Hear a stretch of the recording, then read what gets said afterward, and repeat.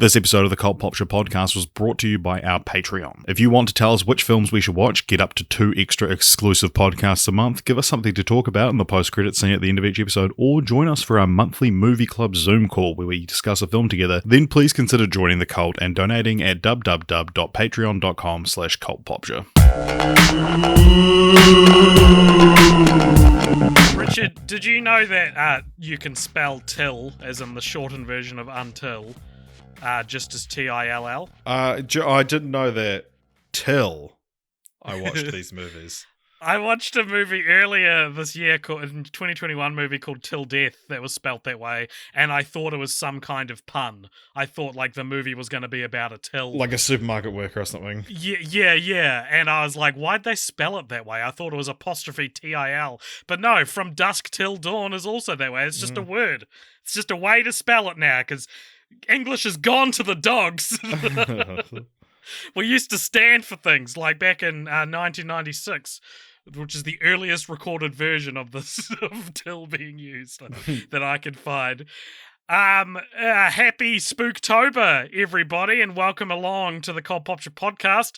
This is Film Franchise Fortnights on the Cult Popture podcast. Film Franchise Spook Nights. Oh God, every night's a spook night when you're afraid of the dark. This is a podcast where we cover a film franchise every fortnight. My name's AJ, and joining me as usual is Richard. Spooky Richard. Sometimes I'm joining him. I'm not saying that I'm in any way more the leader. It's here. Yeah, it's just this is the episode that I'm running, and when I run the episode, you're joining me. How does that sound? I sent you the Zoom link. You know. Stop defending yourself. Both ones you said. I'm joining you. Right. Yeah.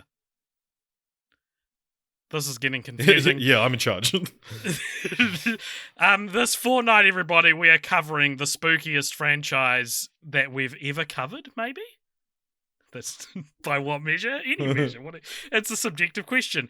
We're covering the From Dusk Till Dawn trilogy, which you may know as being one film that also has sequels you didn't know about. So it's it consists of one theatrically released Robert Rodriguez classic, From Dusk Till Dawn, and it's 2 straight-to-DVD prequels?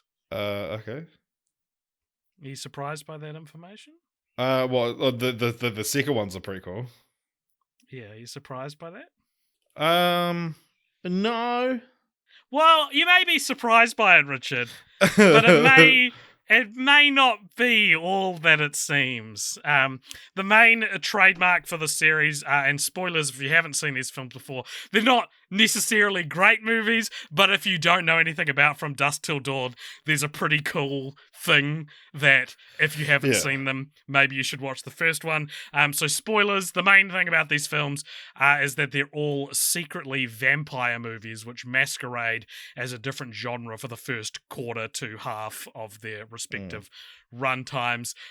People probably only knew that about the first film. I don't know if people knew that that's a trademark of the rest of the series. But hey, I believe it seems weird to keep it a secret after when you're making right. From Dusk Till Dawn too. Like I remember when I saw spoilers for the Cloverfield movies, when I saw 10 Cloverfield Lane with someone, and I was like, "What'd you think of?" Because I'd seen it already, and I took them to go see it. And I was like, "What'd you think of the ending? Pretty crazy." And she was like, "Well, it's a Cloverfield film, right? So obviously it's going to have a big monster at the end." That's a good point. And I was like, "Well, okay." This is the same person I took to The Nice Guys, and like 15 minutes before the end, she goes, "Do you want to leave?" Well, it's astonishing she got 2 dates out of her. Yeah, if you asked her, they weren't dates. I know that pain well. I believe this is also our 4th franchise to center around vampires after Twilight, Blade, and Fright Night, although I'm sure vampires have popped up in a few other things we've watched before, and I'm just not remembering what those things are. But also, there are plenty more vampire franchises that we could get to maybe one day. Yeah.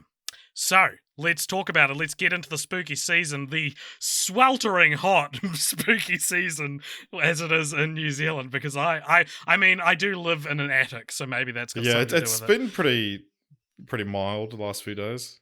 Oh, it's been so hot here. The first film. Disagree. We live in different cities. Ding, ding, ding. Ding, ding, ding, ding. Finish your drink. Yeah, okay. From Dusk Till Dawn, 1996. This is directed, as I said, by Robert Rodriguez, which actually makes this the 10th Robert Rodriguez film we've watched for the podcast, making him the second most watched director we've ever watched in the podcast. Yeah, he comes in after Robert Vince. Heck? Yep. What the actual heck?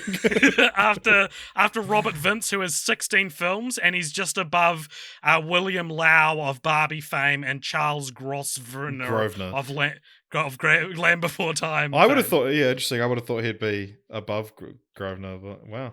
He is. Is this... I would have thought he'd be below Grosvenor, sorry. That's what I meant to say. So Grosvenor and Lau have 9 films each.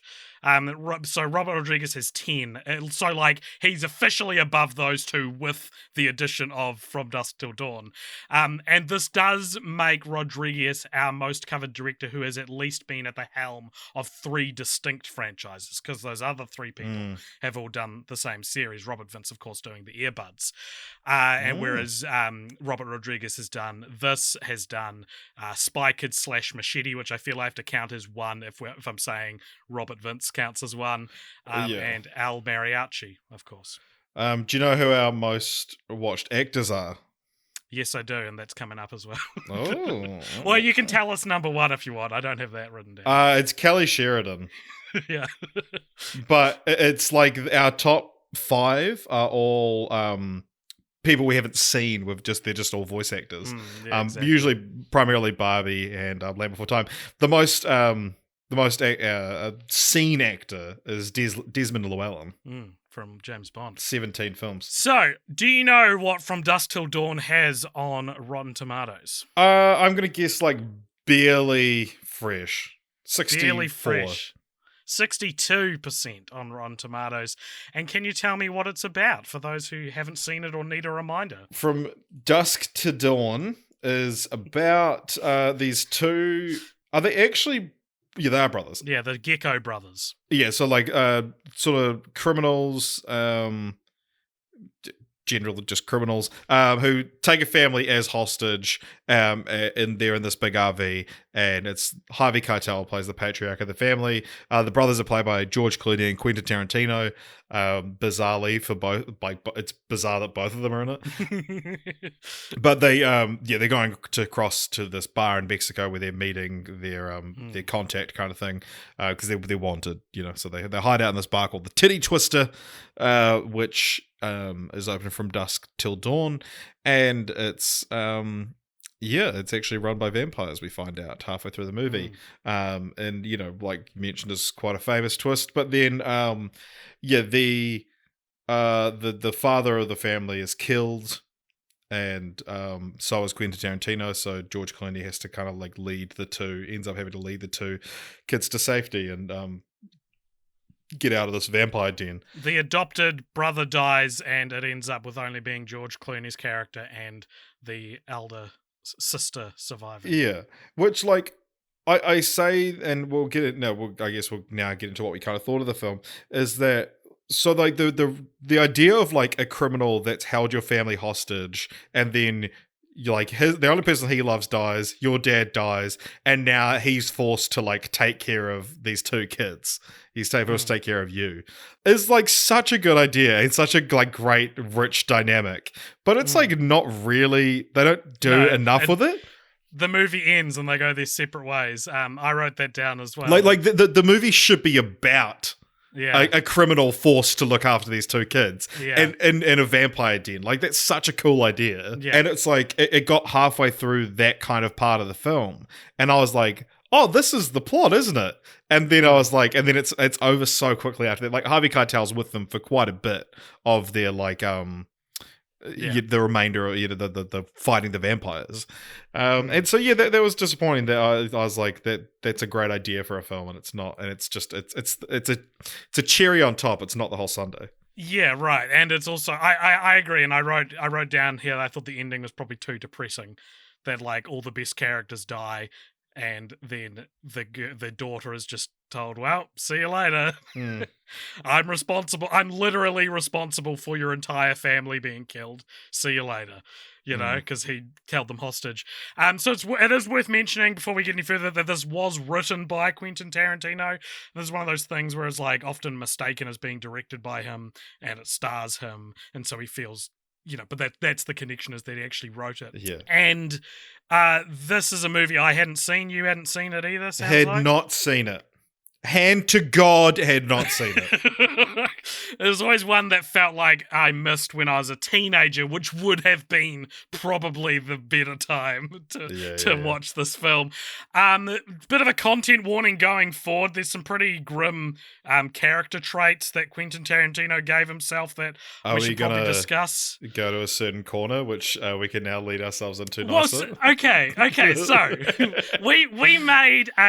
we have a little treat for a recurring segment on the show called Problematic Corner. However, it's a theme song. We got a theme song for it. However, I'm not ready to call what we're going to talk about Problematic Corner because the movie itself doesn't present it as a good thing. That's where like having dark so themes, we've got a theme song, but you're not going to hear it. Yeah, you're not going to hear it. I don't think we need to use Problematic Corner. Okay, yeah, sweet. Suggest problematic franchises and on Patreon, because we've got a killer theme song for it. But you're not going to hear it. Though? Yeah. You know what I mean? It's like it's not a movie. Glorifying it as what's problematic. Yeah, exactly. So Quentin Tarantino, for some reason, made his character a rapist in this movie.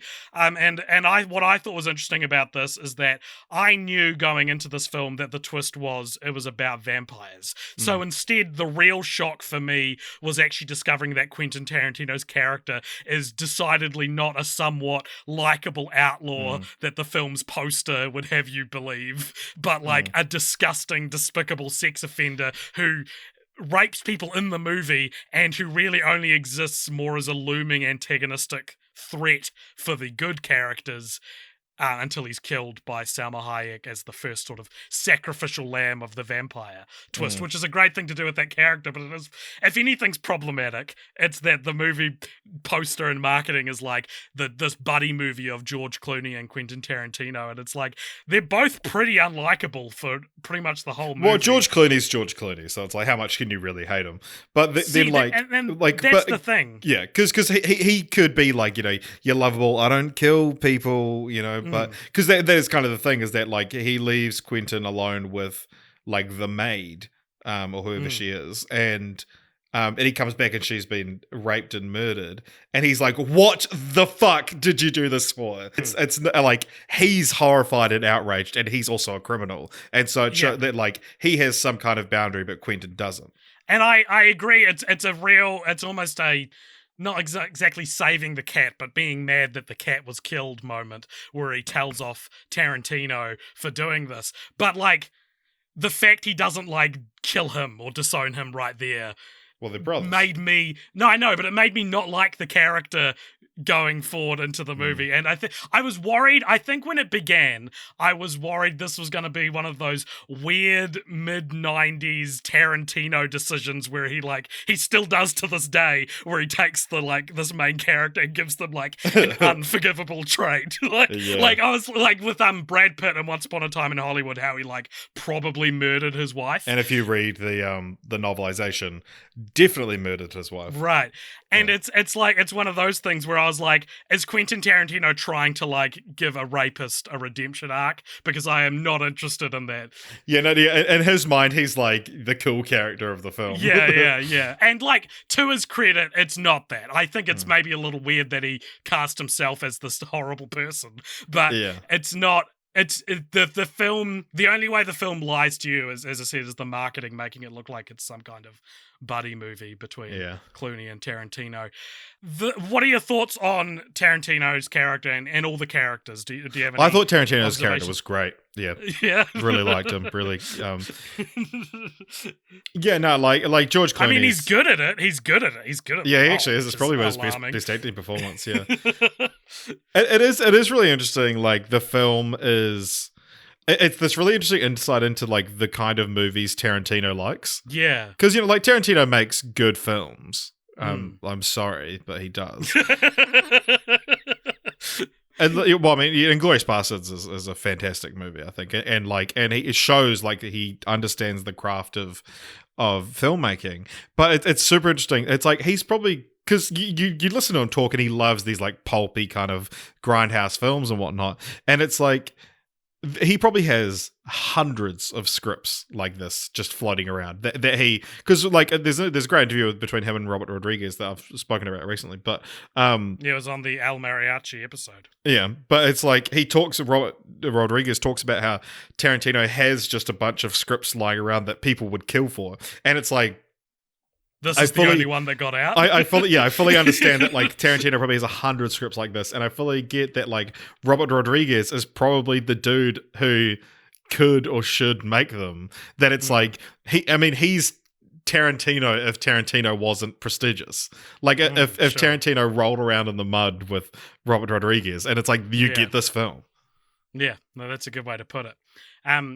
I thought that I much preferred Harvey Keitel's character to Clooney, and I actually preferred the good guy to the bad guy. Well, in the sense that like the movie ends with these two survivors, and I think you're supposed to be given closure from like the two cool characters surviving, and it's like, I think I would have preferred the family survived, to be honest, because they've got this great character dynamic where Harvey Keitel's wife has died, within the last year, and he used to be like a reverend, and now he's lost his faith, and there's all this like religious imagery going on with vampires and all that thing, and to when he got bit, I was like, that's the best character. Like that's the character I've invested in. I want Clooney to die. Clooney should be the one that dies. In the film? I think.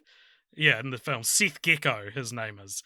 Seth and Richard Gecko are Clooney and Tarantino, respectively. But yeah, I think the twist where the vampires are revealed is pretty interesting. It's Salma Hayek, who's a exotic dancer at the Titty Twister, comes out and does like a dance in front of Tarantino where she puts her foot in his mouth and he drinks like whiskey off it, and it's like and you're like, I was like, why did you take the rapist character? And then you watch that scene, you're like, that's why you played that character. And it's so funny where like this would have been back when Tarantino's foot fetish probably wasn't as widely publicized, so you could maybe forgive it. When do you reckon that really came into the Kill Bill? Yeah, maybe. Yeah, where it became, people started to notice it as a pointless recurring theme in his works. And then you fast forward to Once Upon a Time in Hollywood, where he's just like flagrantly putting it out there because there's so many foot shots in that movie. Also, I've shared this on the Discord and stuff, but my fan theory for Tarantino's new fetish, or not necessarily fetish, but I reckon his wife snores. If you watch Once Upon a Time in Hollywood, there's like two separate beautiful women in that movie who snore when they're sleeping. And I reckon Tarantino's, because that's his first film since he's been married, and I reckon that's like a new little trait that he thinks is like a quirky little cute thing to give to like humanizing a beautiful woman, and I think that's why. But it's like, why would you do it twice in the same movie? Yeah, and I think that's funny now that like people who don't really know who Tarantino is know he has a foot fetish, you know? Like, and now it's a TikTok joke that he has a foot fetish, you know? And so then you go back to 1996 and watch a movie that he wrote where he puts Salma Hayek's foot in his mouth, and it's like, it doesn't read as like much as like a writer just writing what's best for the story anymore, and starts to feel like something he really wanted to happen. Well, do you reckon that was in the script, or that was Robert Rodriguez on set being like, I got you, bro? I don't know, we could probably find out. Maybe there's the script is probably online somewhere. So yeah, and then Salma Hayek turns into a vampire and kills him, which was great. I'm glad. No, like as soon as I started to get an idea of what kind of character Richard Gecko was, Tarantino's character, I was like, this is going to be the guy that dies first, or he's going to end up a vampire and be the big bad. Like they are making him so hateable that he's going to die in some like bombastic way. And yeah, that he's the first to go basically. What did you think of the design of the vampires? It's interesting. Yeah, they're not. Yeah, there's something else they look real similar to. Buffy the Vampire Slayer? I'm not familiar. Like they're almost like Skrulls, really. Yeah. Yeah, right. In a way, They are very heavily done up with makeup and prosthetics in a way which kind of disappointed me, because I was like, some sharp fangs is like all you need for a really kind of classy vampire movie. And with a lot of these monster movies and stuff, I always find myself much more preferring the simplicity as opposed to these extravagant prosthetic effects. I'm reminded of a rather obscure TV show that I loved when I was 10 called Big Wolf on Campus. Fuck yeah, man. Are you so this town? The main character was a werewolf, and in the first few episodes... And his friend liked a post we made on Instagram once, Danny Martin, the actor. who sings the theme song. Yeah. And in the first few episodes of Big Wolf on Campus, the main character, the werewolf makeup was this really extravagant and looked like shit, looked horrible, made him look unrelatable. And apparently the actor had an allergic reaction to it, and so they made it this real simple, like he kind of grows his sideburns out, has yellow eyes and teeth, and it looks so cool. It was Brandon someone, right? Yeah, Brandon Routh. Yeah. That's not Brad Routh. It's not Brad Routh. Did you say Danny Martin was the guy? Yeah. Isn't it? Danny Smith, sorry. Smith? Yeah. Brandon Quinn. Maybe I think of the fact that his character's name was Merton J. Dingle. Merton J. Dingle, yes. Yeah. So if you haven't seen From Dusk Till Dawn, the vampires look like early Big Wolf on Campus design for Tommy Dawkins. And I don't know, I just thought that it wasn't it was a bummer because it's dated worse now because of it, I think. But at the same time, Robert Kurtzman, who we'll talk about in a bit, who's a famous special effects makeup artist, was like the figurehead behind this whole project. And so, of course, you're going to, get extravagant effects going on. Yeah, and because, and Tom Savini plays like a character in it, like he's a reasonably main character. Who Tom Savini's like another famous special effects wizard. Is he? I didn't know that. Yeah, That's funny.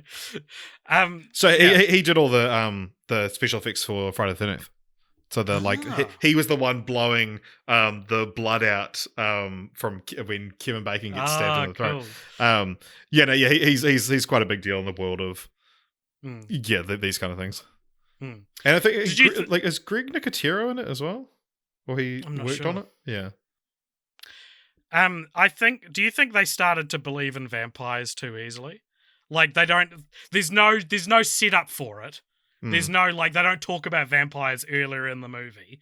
It's just this one, I said how they're all some other movie they're all vampire movies pretending to be. This is like a crime caper, like a real Pulp Fiction-esque kind of grisly crime caper that ends up being a vampire movie. And then when the vampires show up, there's not a moment where someone... I felt like I needed a moment where someone's in disbelief and someone's like, these are vampires. And I found that refreshing. You know how I feel about movies, characters that take too long to work things out. They don't need to take too long, but they need to take some time to vampires not even being mentioned in the text. If someone we're fighting vampires turns into a vampire, because they are familiar with the concept of vampires, right? They're not they want to suck blood and they got fangs. They're familiar with the concept of because it's like a common trope in zombie movies that no other zombie fiction exists. Whereas I don't think that's the case here. They're able to identify these as vampires. And I think in real life, if someone transformed like that in front of me and tried to suck my blood and said, "Blur, I'm from Transylvania," I would understand them as a vampire. Okay. Maybe I missed that scene. Cheech Marin plays 3 different roles in this movie, which is pretty funny, especially because he played 3 different roles across El Mariachi trilogy.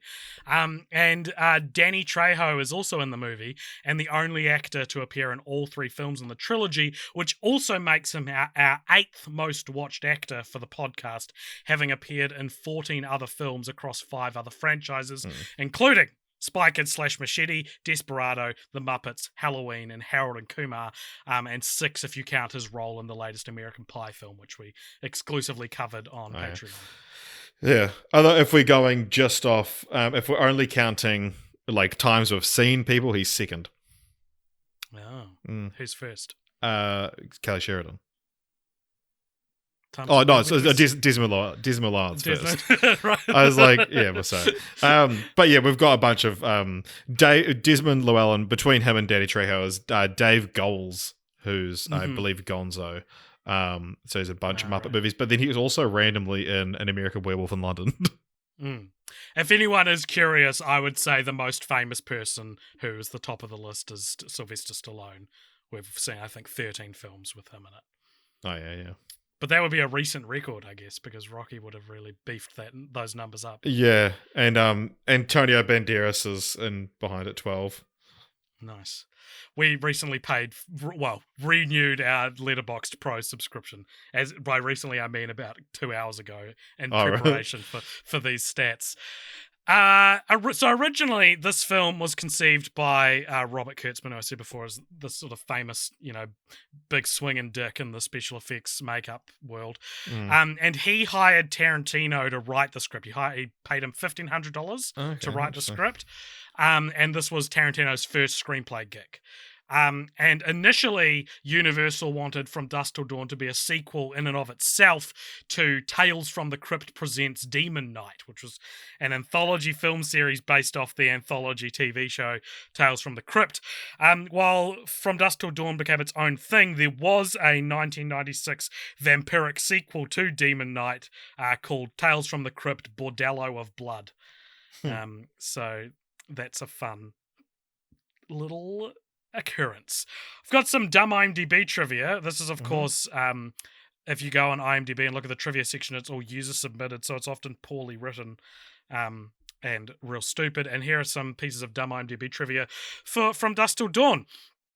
Beginning with maybe we could go to problematic corner for this. Maybe we could. It's not like these movies aren't problematic. Like, they're very male gazy. It's mostly set in a titty bar. So, shall we say it? Within dumb to IMDb trivia, I've got a problematic corner thing. All right. Here we go. Ooh, I bet this didn't age well. Let's get a laugh at someone else's expense. I have to warn you, this might get obscene. This the problematic corner where ain't nothing PC. Okay, there it is. Thank you so much, Carlisle, for the theme song for Problematic Corner, a section I guess we'll be looking to include more stuff in now to include. We don't have to that theme song.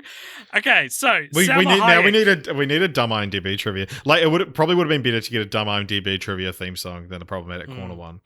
Yeah, that's true. Or continue the franchise or any other segment. Carlisle, want another $50 if you're listening? feature a lot more than Problematic Corner. All right, here it is. Salma Hayek has a real fear of snakes and had always refused to be near them. Naturally, when she read the script for From Dusk Till Dawn, in which her character's holding a snake, she knew her phobia would prevent her from taking the part. Robert Rodriguez conned her into thinking that Madonna was ready to nab the part instead, so Hayek spent 2 months with therapists to overcome her fear. Which is the second instance of behind-the-scenes Robert Rodriguez trivia we've found where he tricked Salma Hayek into doing something she was uncomfortable with on camera. The first one being a sex scene from Desperado. But also, like, this was after Desperado, so she was obviously, came back for this. I guess so. But that doesn't necessarily mean she's not being manipulated. Yeah. Halfway through, that. I was like, well, I'm not. I was going to hear you out. I'm sorry, and that's Salma, if you're listening. That's the problematic thing. So I hope the theme song is probably the best part of that whole section. Yeah. We got more dumb IMDb trivia though. The humorous line. So before Salma Hayek's character dies, she tells George Clooney that she's going to make him her slave, and he drops a chandelier on her and says, "No thanks, I've already had a wife." The humorous line, "No thanks, I've already had a wife," was improvised by George Clooney.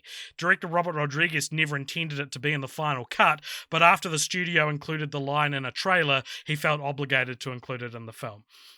And I know how Robert Rodriguez feels here, because George Clooney's character's wife isn't part of, like, I feel like that joke would work a lot better if you knew he had an ex-wife.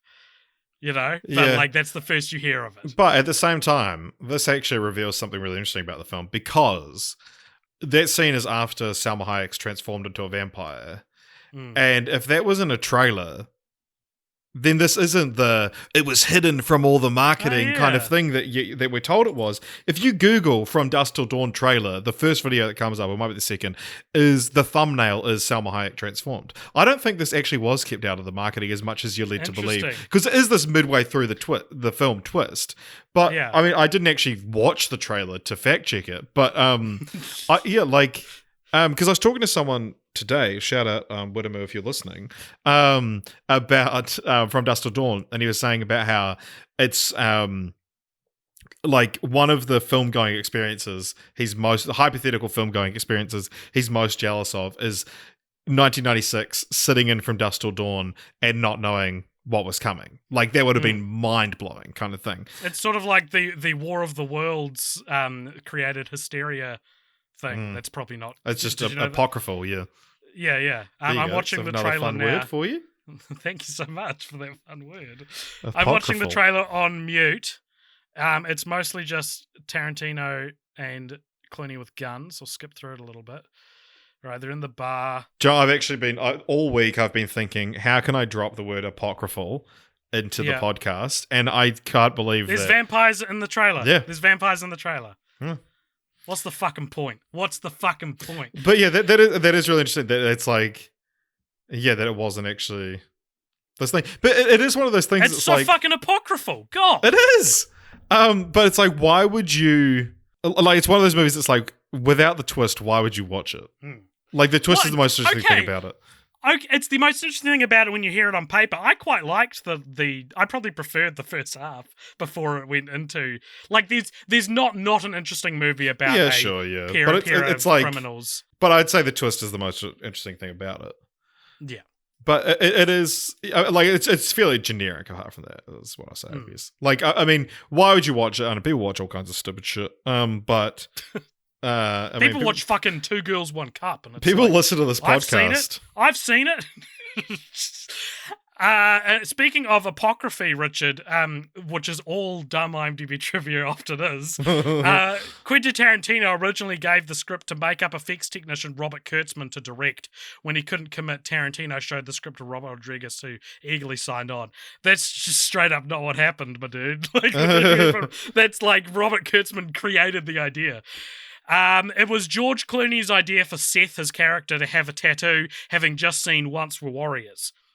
Now, yes, later on we will talk about how the star of Once Were Warriors is in a later film in this trilogy, but also, like, he had the idea for his character to have a tattoo after seeing a movie.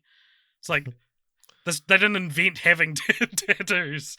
And, here we go. Tom Savini really knew how to use a whip.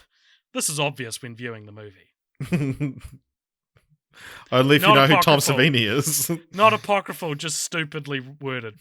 And the final dumb piece of dumb IMDb trivia here. This marks the first time in a film scripted by Quentin Tarantino and that Harvey Keitel co-stars with him that they're on opposite sides of the law. In Reservoir Dogs and Pulp Fiction, they were both criminals. In this film, Tarantino is a criminal and Keitel is a former preacher, although he still wears the clothes and a hat.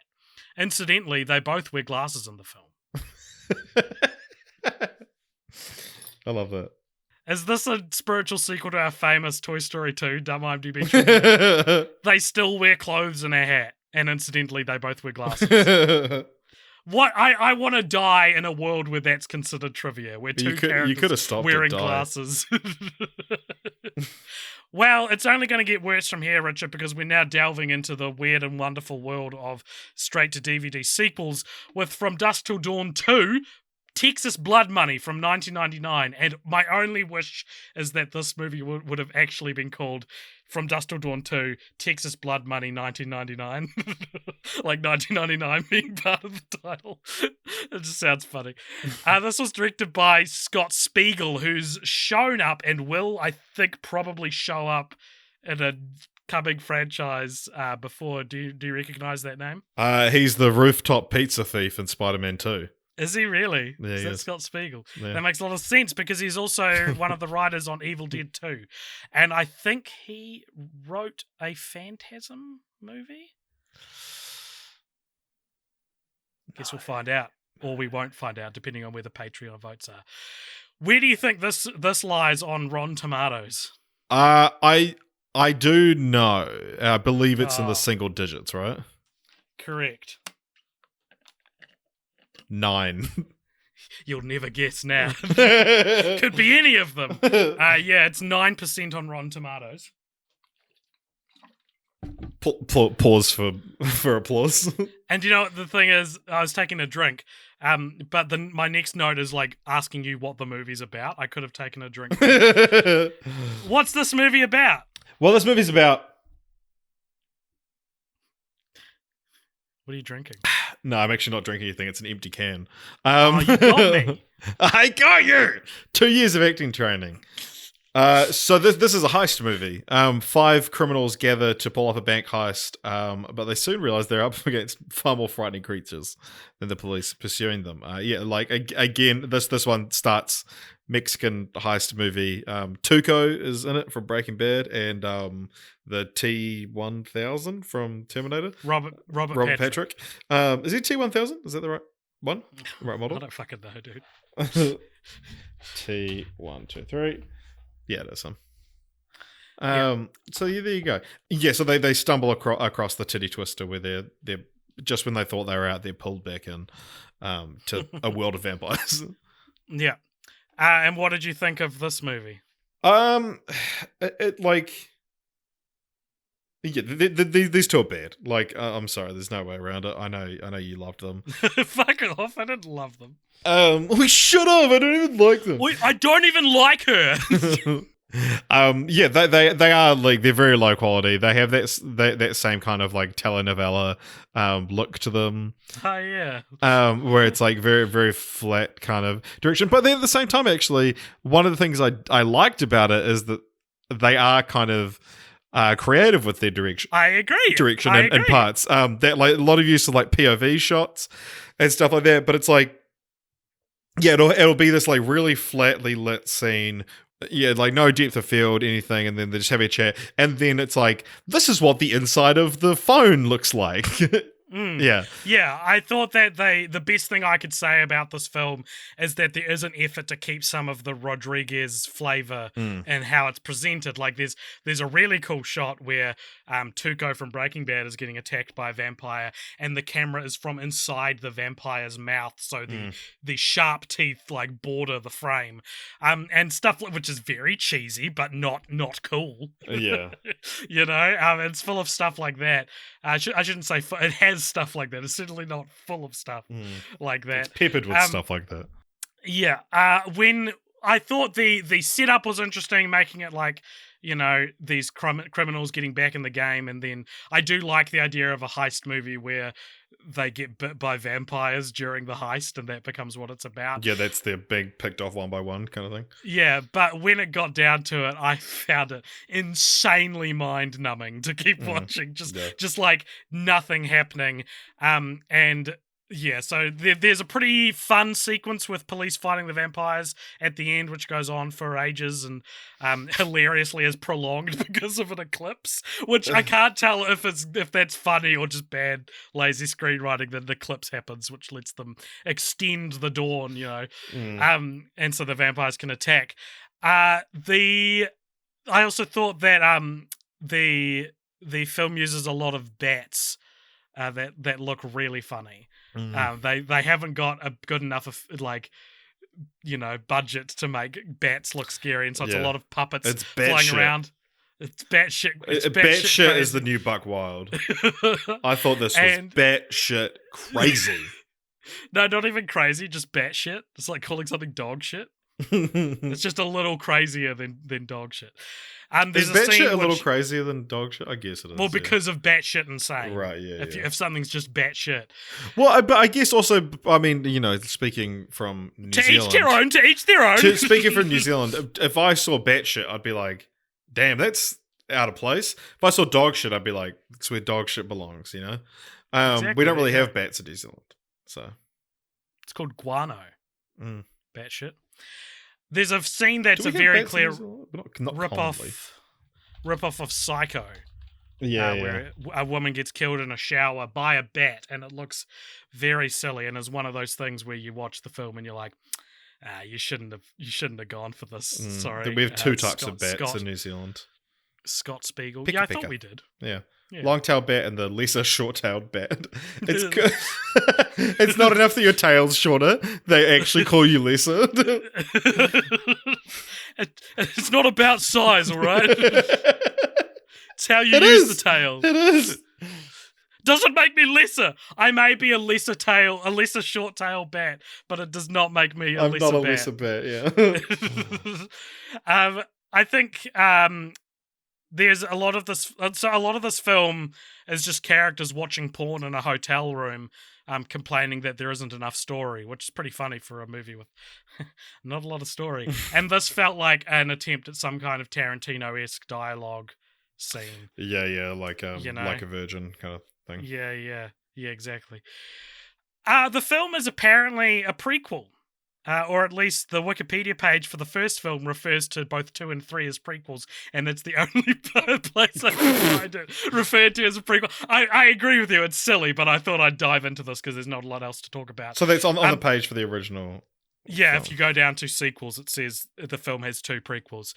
3 is obviously a prequel, no arguments there, but 2 is a little more vague. I thought maybe it was considered a prequel because Danny Trejo's character is in this one as well, and his character, whose name is Razor Charlie, dies in the first film, so I thought therefore this is a prequel because he's alive. But apparently, this character in From Dusk Till Dawn 2 is Razor Charlie's twin brother, Razor Eddie. That's so Robert Rodriguez. So I don't think it is a prequel. Putting that tiny sliver of a rumor to bed. Bruce Campbell's in this movie as well. Yeah, he's in the opening scene. And Tiffany Thiessen as well. Which makes this our 9th film to feature Bruce Campbell, and our 4th franchise after various cameos in the Spider-Man trilogy, and then, of course, the Evil Dead films, and that one Herbie movie. But interestingly, I thought of these 9 appearances, 5 of them are cameos. So he's really playing the quick and fast game to get his numbers up in our franchises. Yeah. Because he even has a cameo in an Evil Dead movie. Yeah, I was going to say, do you have anything else to say about From Dusk Till Dawn, Texas Blood? There's one sex scene that's very aggressive. Oh, you think? You reckon? That's how I do it. What? No, the way you were like, oh, you reckon that was aggressive? Like, it was very like, oh, you call that aggressive? You were being me. Yeah, I was being you. So it's I don't know much to say about it, but it's just a very it's like if you programmed a humping robot, it would look like Raymond Cruz in that scene. It's just very like a very solid rhythm, and it's like fully compressing the entire bed.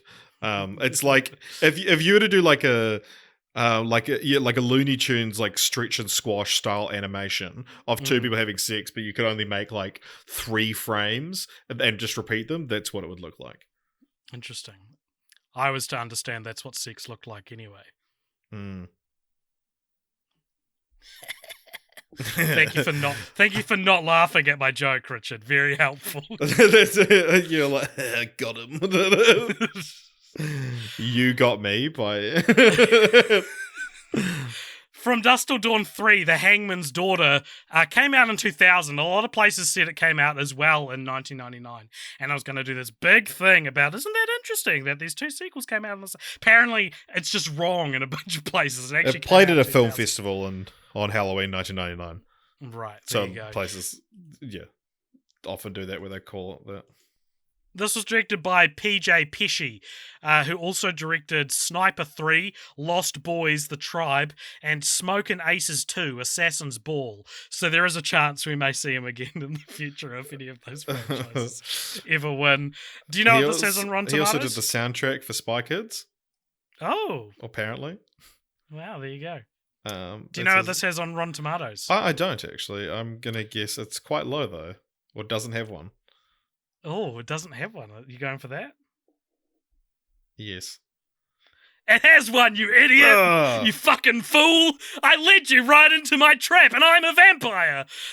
I'm a vampire that feeds off you being wrong. I believe you, immediately. I believe you. I still win from earlier. This has 22% on Rotten Tomatoes. Do you want to tell me what it's about? Because I couldn't. No, I'm just kidding.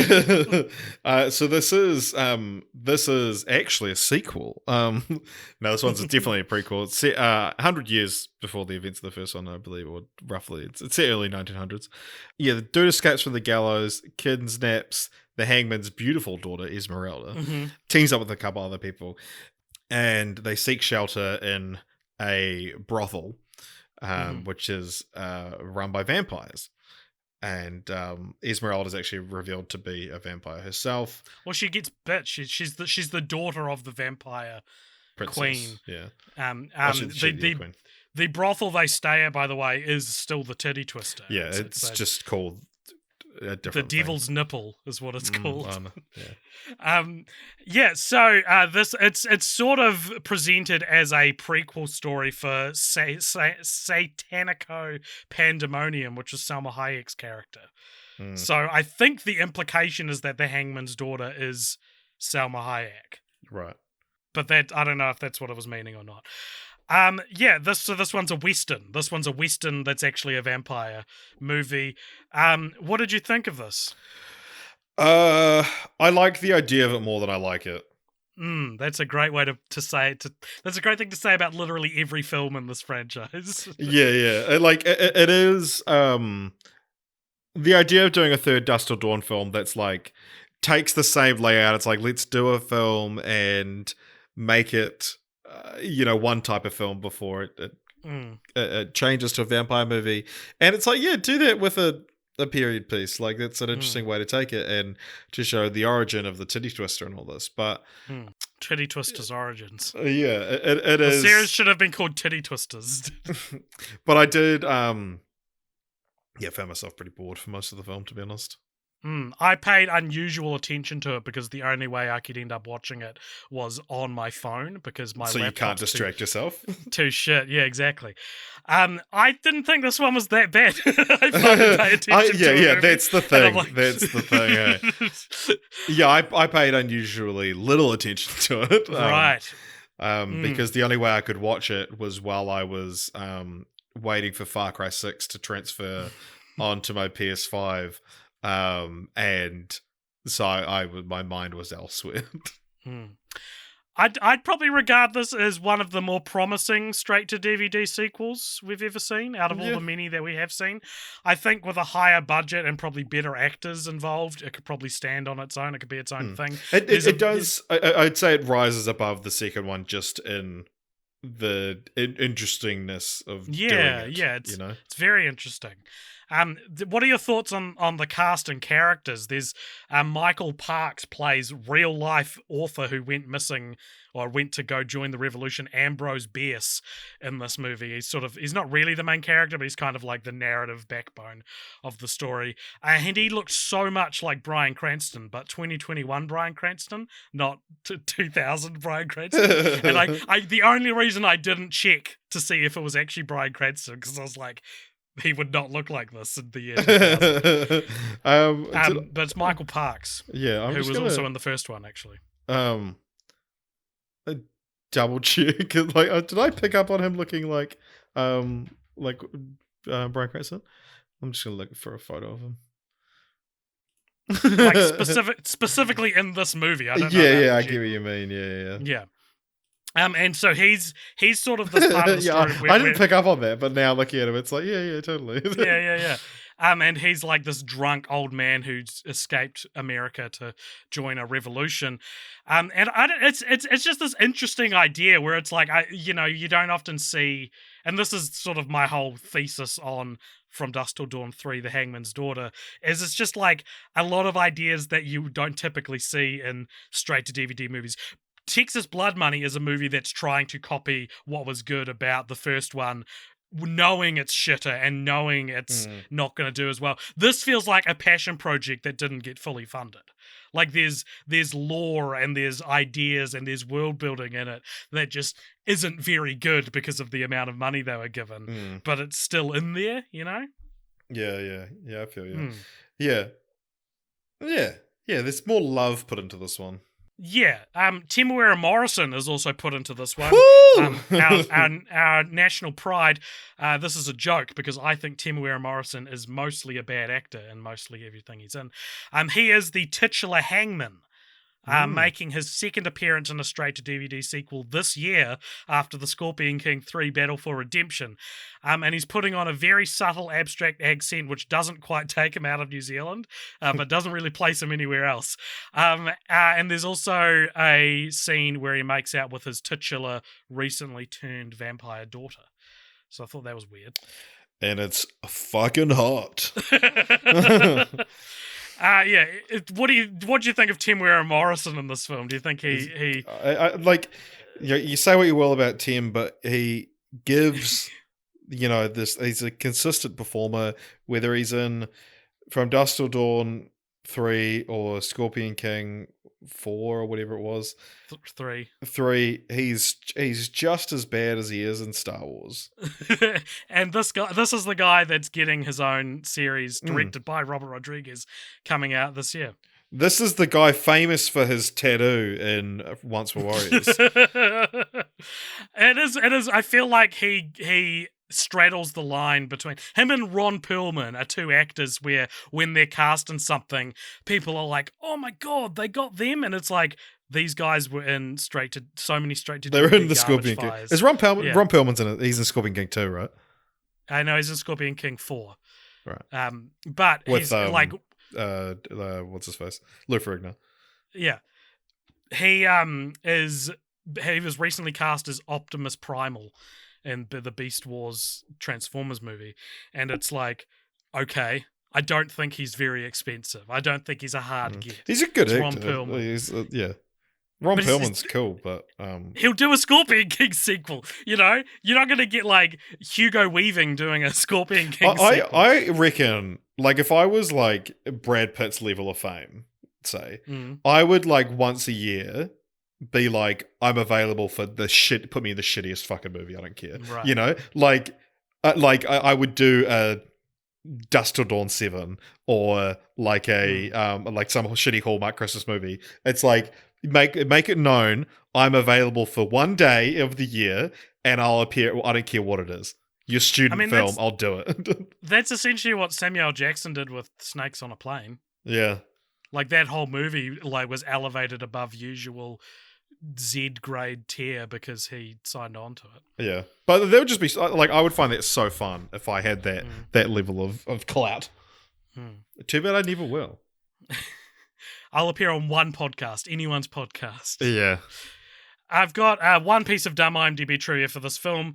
On IMDb it says, under the spoiler section, at 38 minutes we recognise the facade of the future Titty Twister bar. I didn't recognise it. Yeah, you didn't even know. I couldn't confirm this, but a lot of this film feels like it would have started its life as an unrelated movie that was then like, just make it a From Dusk Till Dawn sequel. You'll get funding for it. Yeah. And as I said before, I wouldn't say I particularly enjoyed it as much as I'm surprised that it was this original story and it wasn't just a poor man's version of the original movie. And I think a lot of that comes down to Robert Rodriguez actually having some involvement in the story. Is credited as coming up with the story along with his cousin, Alvaro Rodriguez, who is also credited with coming up with the story and writing the screenplay. I was wondering if there was a relation there, yeah. Yeah, because when the credits started rolling and I was like, that wasn't entirely awful. And then Alvaro Rodriguez came up, I was like, okay, I see what's happening here. What? But Richard, they don't have a clue. let me pitch you this. Is From Dusk Till Dawn 3, The Hangman's Daughter, secretly a really good blueprint for a prequel? Is this the best prequel? Before you answer, remember how many bad prequels there are. Because I thought it was interesting that it uses familiar imagery and themes and set inside the same fictional universe. All of that stands up to, yeah, it's definitely related. But because it's a different time period and new characters, we don't know who lives or dies. The only character who returns from a previous movie is Razor Charlie, Danny Trejo's character, who, if anything, promises the main characters won't survive the night because we know he's alive. So, usually the problem with a prequel is, this character is going to survive the movie because they're in the one that's set after it. But in this, it's like a villainous character is still alive in this one and isn't a central focus. And so, if anything, that creates more stakes, I guess. I don't know. I thought it worked well as a prequel, despite not being a good movie. I think doing it it's a prequel. I think maybe what you're saying, the blueprint for a good prequel is to prequelize the setting rather than the characters. I think maybe that's what works.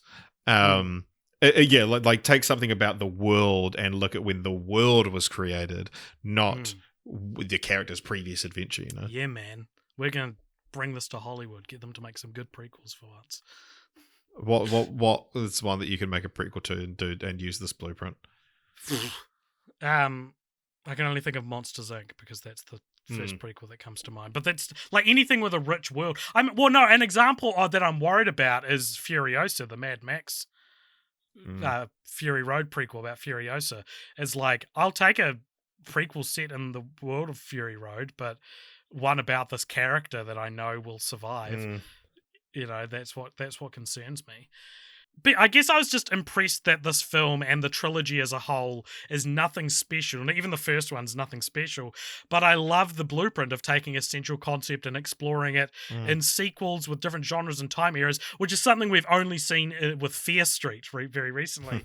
But is so often what I think should, that's so often our continue the franchise. That's so often, there's those rumors of the, I think it's more than rumors, I think it's confirmed, the Predator movie that's coming out that's set in Frontiers times.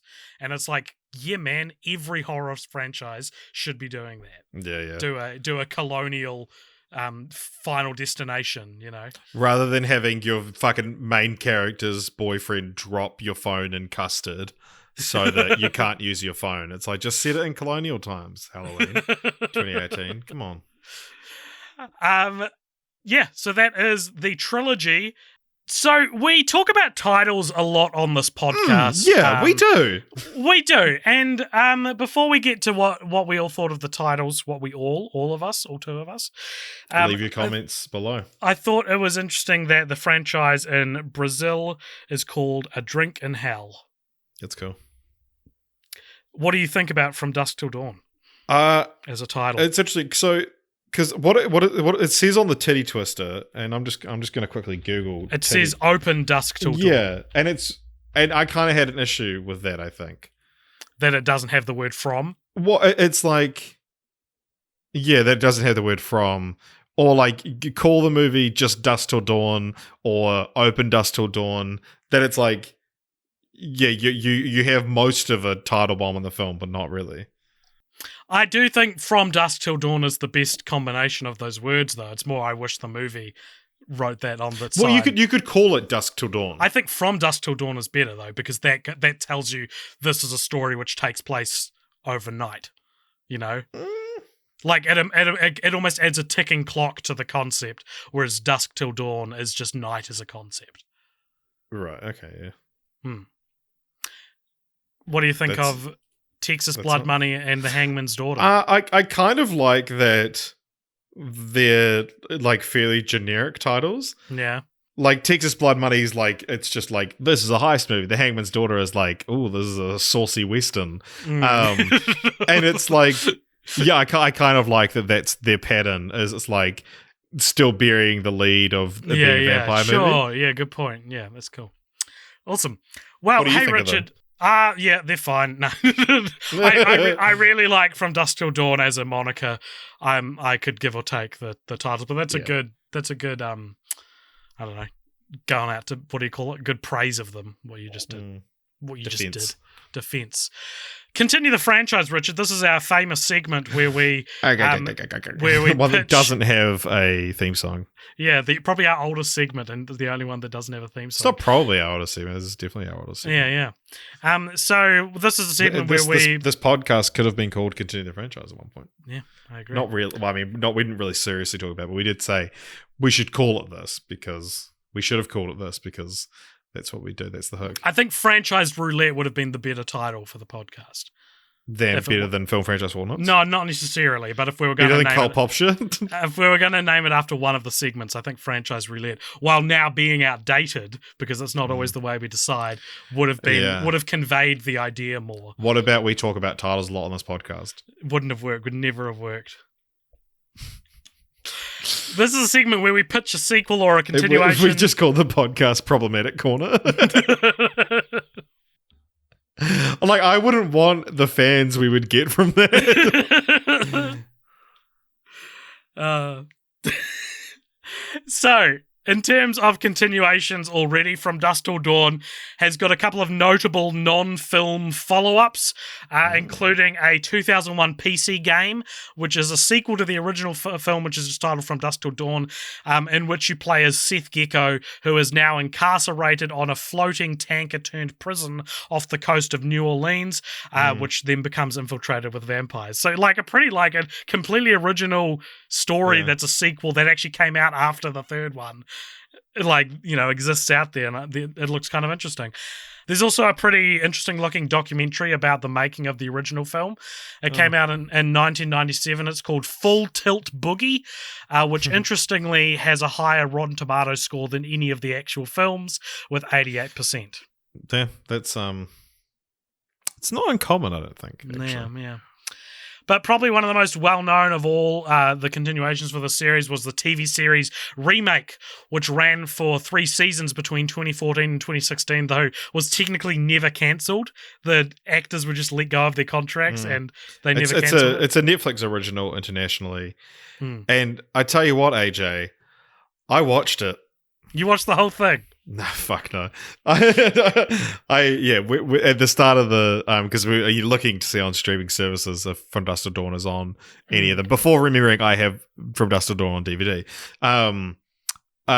Came up with a series, and I sent you that it was on Netflix. It was like, one of us is going to have to, because we set a dangerous precedent of watching the TV show version. Yeah, after Evangelion. Yeah, but you didn't watch it? No, not even a little bit. What didn't even cross my mind. I nearly watched the first episode, but then I didn't. It expands upon the story of the original film and includes all the main characters who are recast and remolded. I think Tarantino's character is just like a reckless person now and not like a sex offender. Danny Trejo shows up in season 2, but in what is probably the more interesting casting decision, Robert Patrick, star of From Dusk Till Dawn 2, Texas Blood Money, plays Jacob Fuller, who's Harvey Keitel's character from the original movie. Cool. So that's kind of, one of those things was he probably wasn't cast because he was in the sequel. It's just he landed 2 separate roles where he plays 2 pretty important characters. Are you going to watch the show? No. Okay, well, spoilers for the show.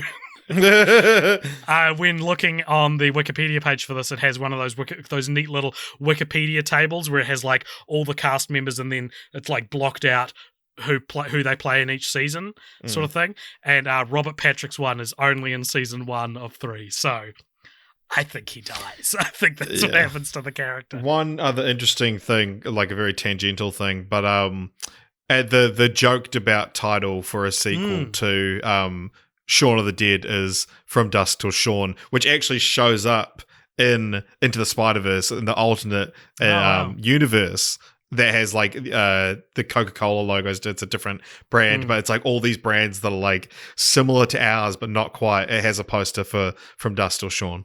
There you go. I remember reading about that before I knew what From Dusk Till Dawn was. And that'd be great. Like that's a great idea. I'd actually just in the last couple of days, Edgar Wright has said, "No, I'm probably not going to do a sequel to probably not going to do a sequel to Shaun of the Dead." Essentially saying like, people always say like, "Hey, just pop one out." It's like that would take 3 years of my life. I would have to be really passionate about it. Like movies are hard to make. But like if you were going to do a sequel to Shaun of the Dead, that would be a great way to do it. That it's like you just take the same cast of characters. How would they deal with vampires? Like, is this your continue the franchise? Is pitching a sequel to Shaun of the Dead? Yeah. What do you think of that idea for the continuation of Shaun of the Dead? Yeah, no, I think it's a good idea. They're make it like an anthology film that you just reset the timeline, but they're just faced with a different monster of the week. Yeah, that's good. After all that's been said and done, though, Richard, there's not a lot left for us to pitch because a TV show, a video game, and sequels set in different time periods is all of my bag of tricks. Those are all my old reliables. Wikipedia also lists a cancelled fourth film. I don't know if you were going to mention that, but I think that's just someone on Wikipedia being hopeful. Couldn't find it. What do you else. Not have? Do you not have a continued? I do. Sorry, I interrupted your segue, didn't I? No, it's fine. I didn't. It wasn't a segue. It's okay. Just continue. Okay. I mean, I'm pitching a Christmas movie. It's called From Dusk Till Dawn, Jingle Hell, in which Santa delivers presents to the Titty Twister bar and must fight off a bunch of vampires and escape so he can deliver the rest of the presents before dawn.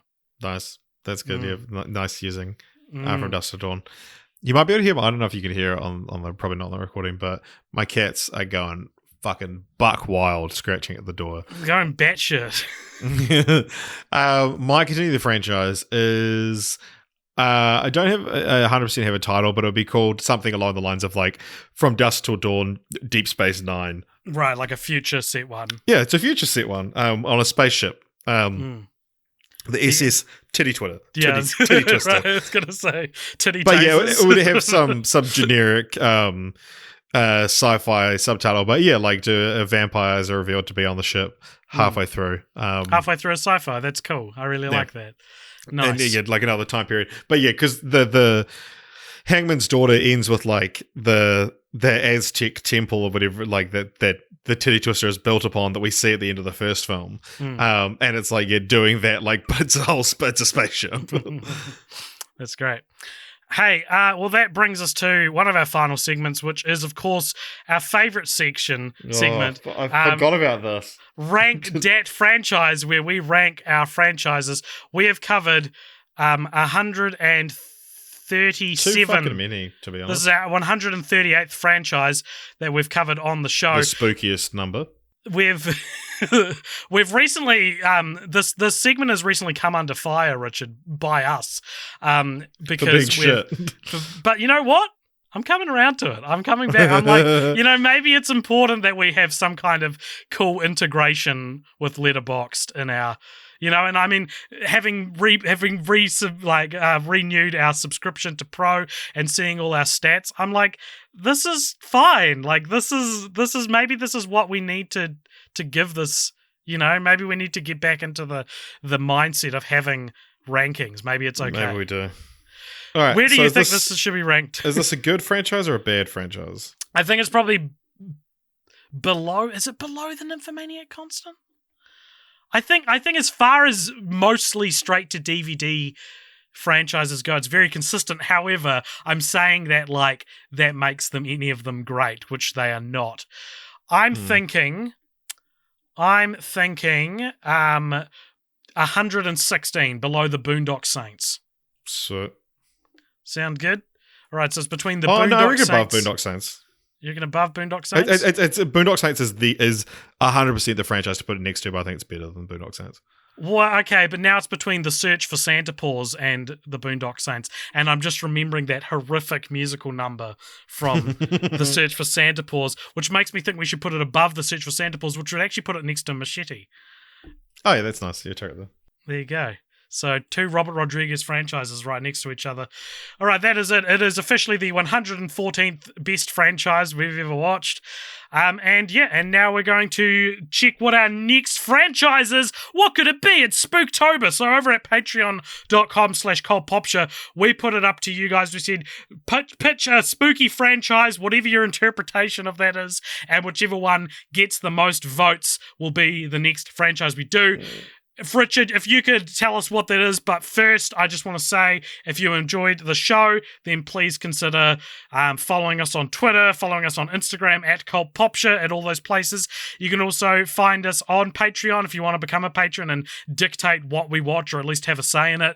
You can do that over at patreon.com/cultpopture, whereas for as little as $1 a month, you can suggest and vote on franchises, and there's, of course, other rewards if you want to give us some more money. And we've also, of course, got our Discord server, which there'll be a link to in the show notes, where if you join, you get to hang out and talk about everything in there. It's like having talk about titles. It's like having a digital common room for your life. Yeah. Check that out as well.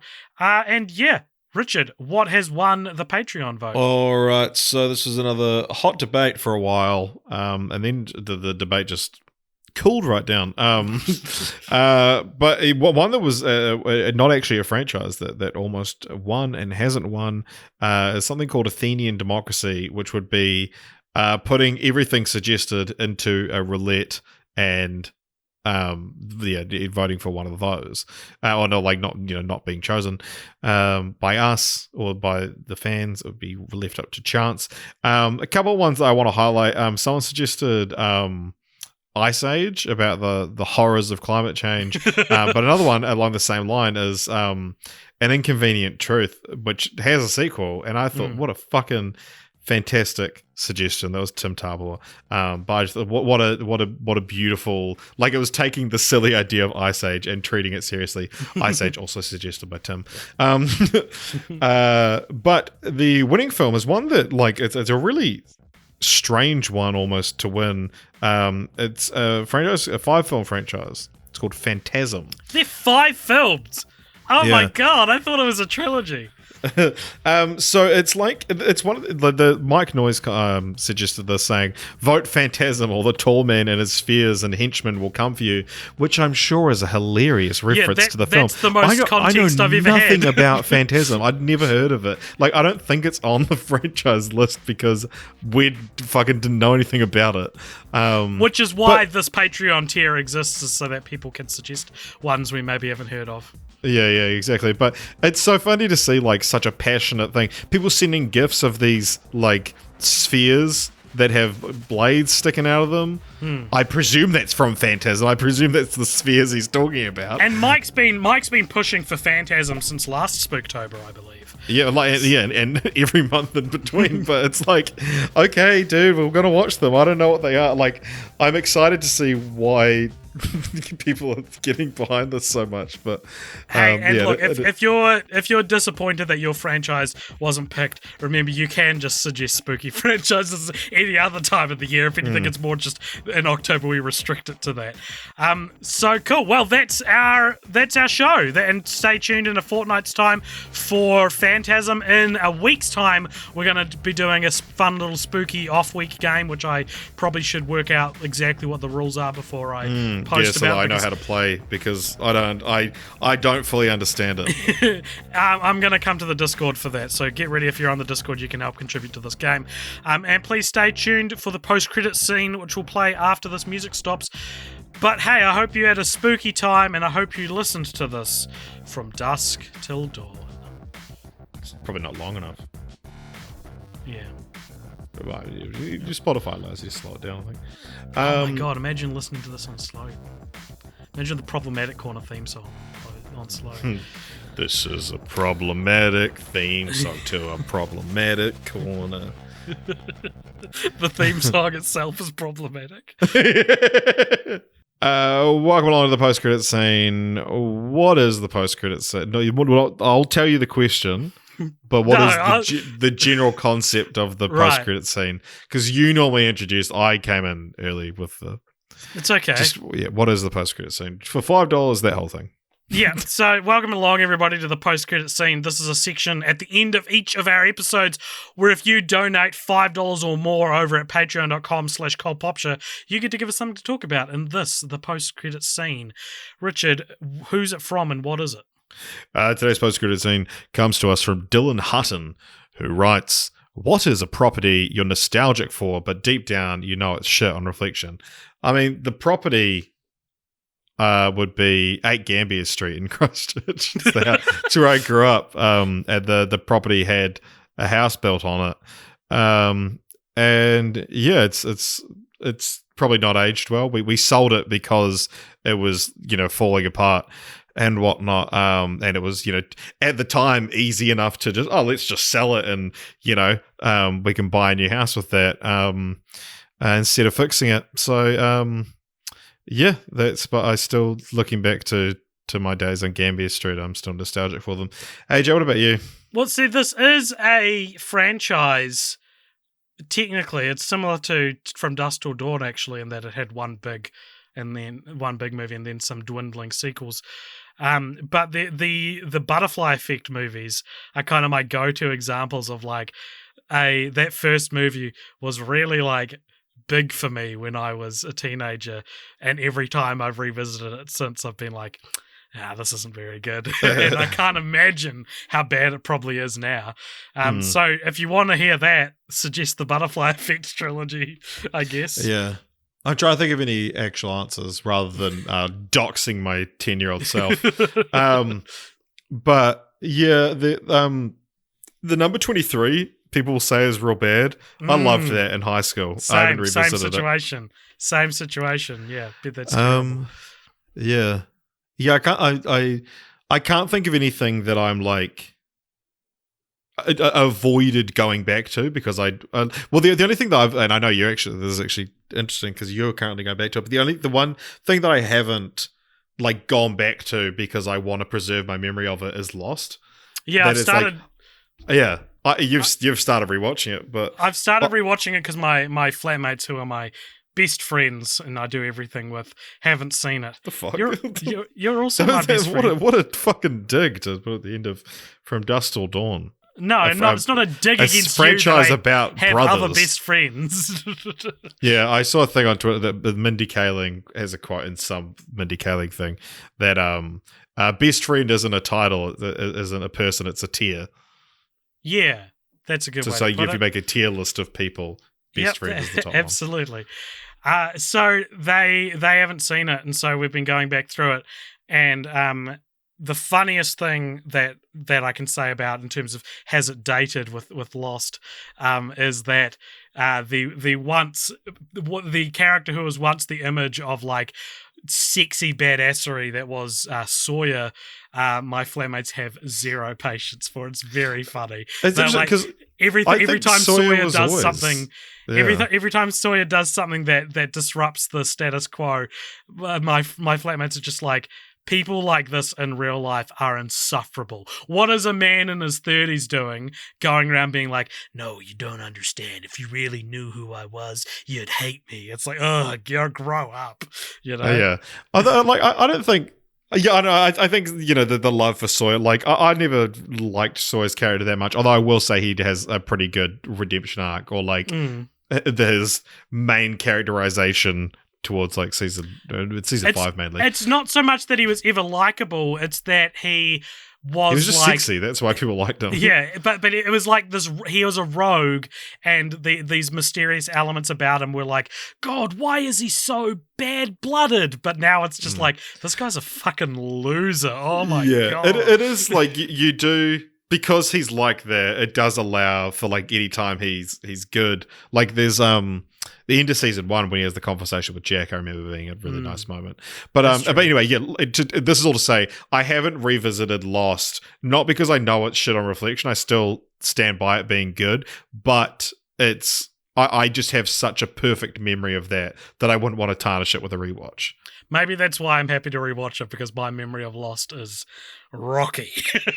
Well, not I have a a eidetic memory of it. It's just that I the the nostalgia I have for it, the way I watched it, the time I watched it, the place same. in my life I watched it. Yeah. It's like, this is this perfect thing, and it's like the appointment viewing, the religious viewing that it was. Yeah. I've never had anything like that since, and I was thinking about that as well, that like I've definitely seen shows which I think are better than Lost since Lost, but in rewatching it, I'm reminded that like I don't know if I ever felt as good about a show as I did if I about like Lost. cared as much. Breaking Bad would be the closest thing, but even that was like Lost as well, in the seasons 4, 5, and 6 was like I was the only one still watching it, and so it was mine, you know?